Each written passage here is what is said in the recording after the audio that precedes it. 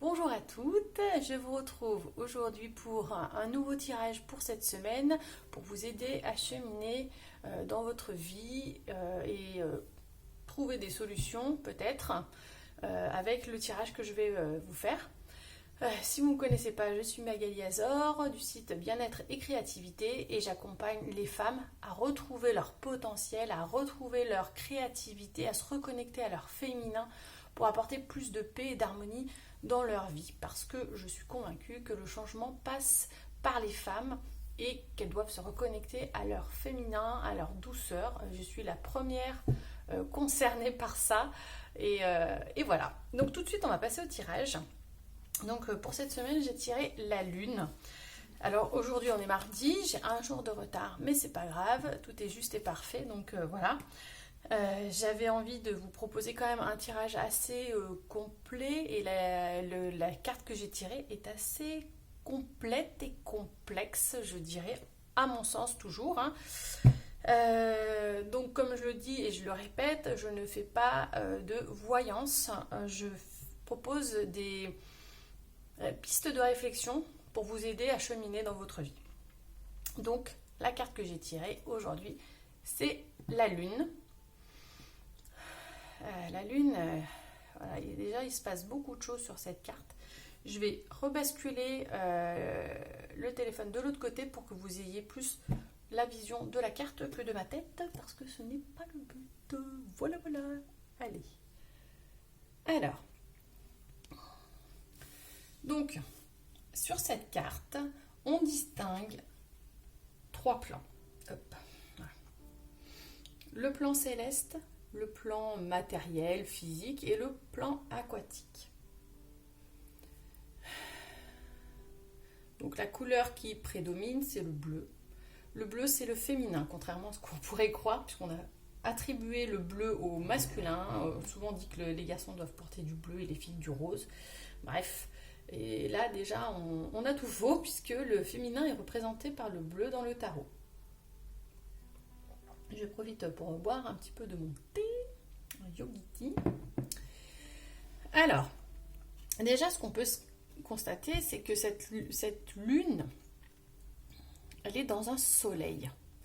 La lune, sans le soleil, elle n'est rien, puisque c'est lui qui va l'illuminer. Cette lune, elle se reflète aussi dans l'eau. Mais plutôt que de refléter la lune, là on voit, c'est une écrevisse qui est énorme. Et là, on nous parle de réalité déformée. Donc, première question que j'ai envie de vous inviter à vous poser, c'est comment je vois la vie actuellement par rapport à une situation peut-être qui vous bloque. Comment est-ce que je peux regarder les choses autrement? Parce que là, je regarde d'une façon et ça ne convient pas. Je me voile la face. J'ai un filtre qui est en place et qui m'empêche de voir ce qui se passe réellement. Voilà. Donc, c'est de se poser les questions sur cette situation qui est bloquante. Qu'est-ce qui déforme la réalité? Est-ce que c'est moi? Est-ce que c'est autre chose? Est-ce que je me voile la face volontairement parce que j'ai une décision à prendre et que je ne veux pas la prendre? C'est possible. Voilà. Donc déjà, il y a cette première chose. C'est une carte pour moi qui invite à l'intériorisation.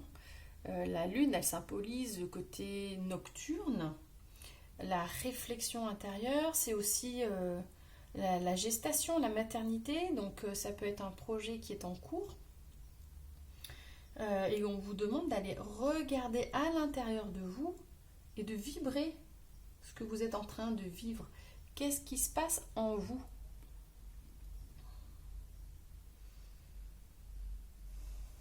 Et aussi, qu'est-ce que je ne veux pas voir en moi? J'ai envie de dire, c'est même ça surtout qui pose problème, c'est souvent que ce côté, cette part sombre de nous, on ne veut pas la voir. Sauf que sans cette part sombre, on ne peut pas voir cette part lumineuse qui est en nous. Et si on ne laisse pas non plus exprimer cette part sombre, on va être à un moment donné coincé. Parce que en refusant de la laisser s'exprimer, elle va prendre de plus en plus de place. Je fais partie d'un groupe de psychotarot, c'est psychotarot ou psycho-intuitif, je ne sais plus, bref, de Margot Winterhalter, que je vous recommande, ses cours sont super. Et il y a une des participantes à un atelier qui disait, voilà, moi j'ai fait tel tirage, et en gros, c'était... elle avait peur d'être une mauvaise personne. Si elle était apparemment un peu trop grosse à son goût, et elle disait, si je suis mince, je vais devenir quelqu'un de pas bien.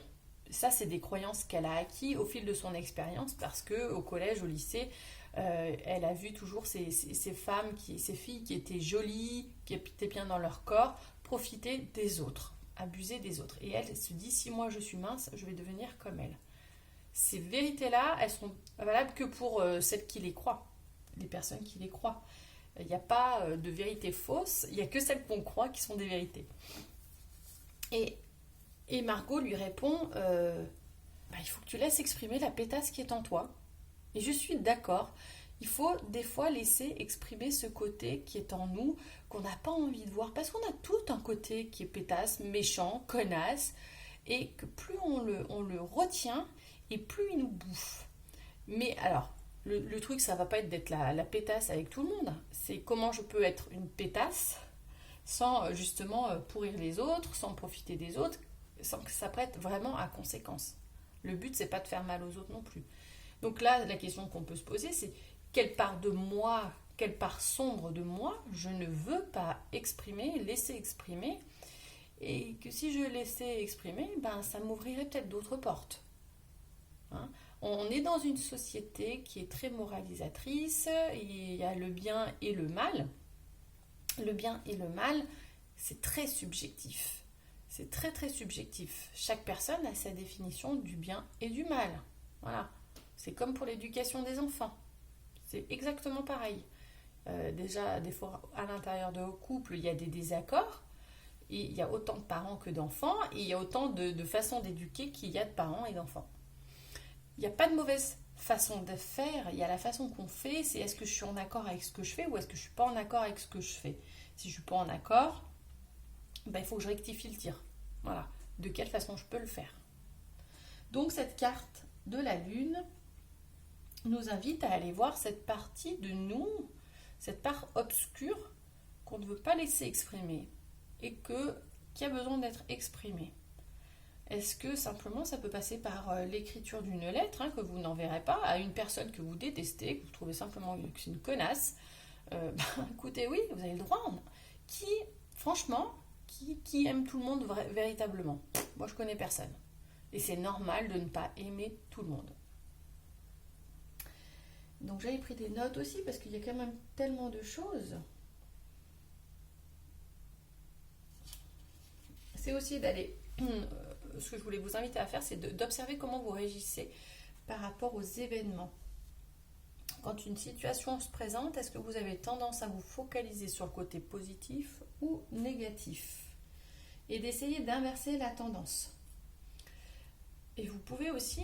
Donc, allez voir que ça rejoint ce que je vous disais, la part obscure, c'est qu'est-ce que je n'aime pas chez moi et pourquoi que ce que je n'aime pas chez moi ou dans ma vie et pourquoi je n'aime pas ça. Parce qu'il y a toujours une croyance qui est derrière.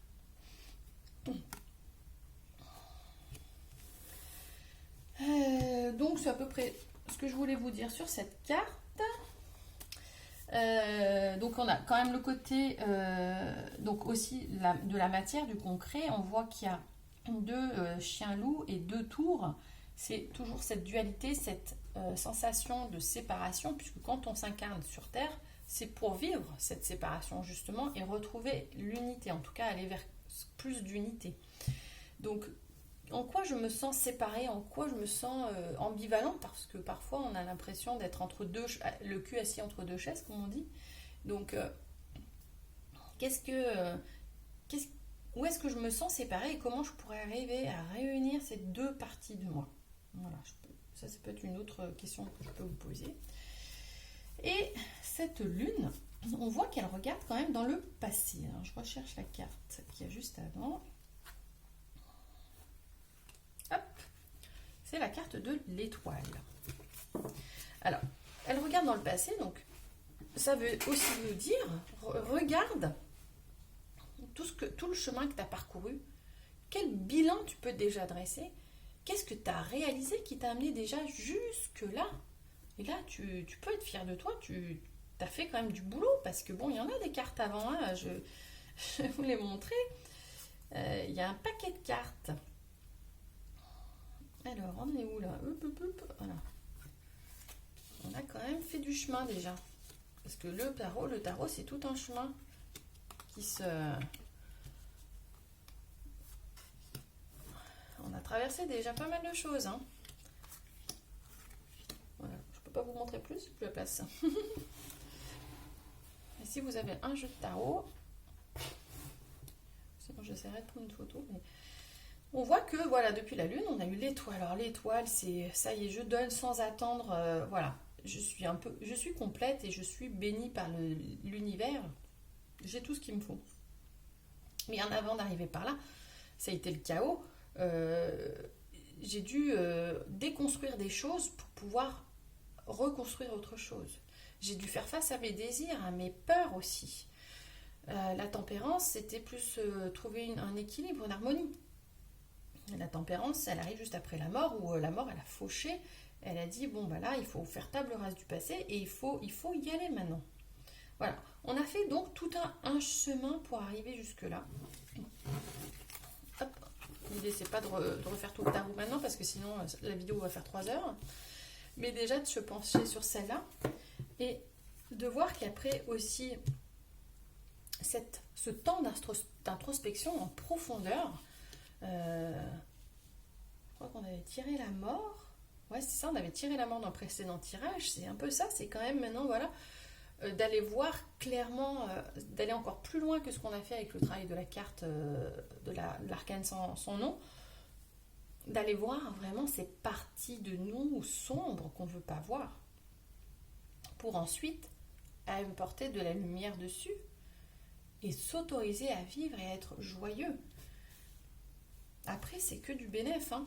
C'est le jugement, mais le jugement, c'est pas notre jugement, c'est pas le jugement des autres, c'est le jugement de Dieu, entre guillemets. J'aime pas utiliser ce mot-là, mais de l'univers.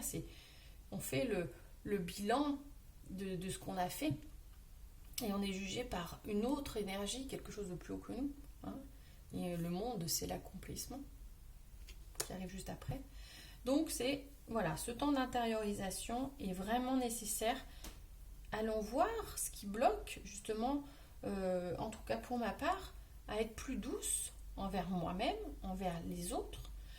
Qu'est-ce qui bloque à aller plus loin dans mes projets à l'heure actuelle? Qu'est-ce qui bloque? Pourquoi? Quelle croyance j'ai derrière ce blocage? Et comment je peux la démonter, hein?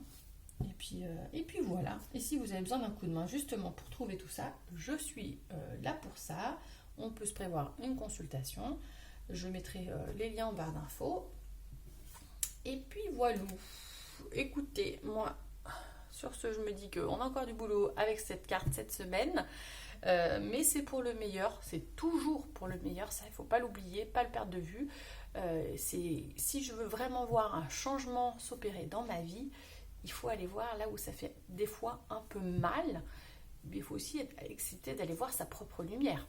Et ça peut être ça aussi, le côté obscur, c'est cette peur d'aller voir cette lumière qu'on a en nous, de voir cette puissance, parce qu'on a peur peut-être d'être trop, pas assez, d'être jugé et de prendre toute la place. Moi, en tout cas, ça me parle de ça, voilà, c'est pour ça que je vous le dis.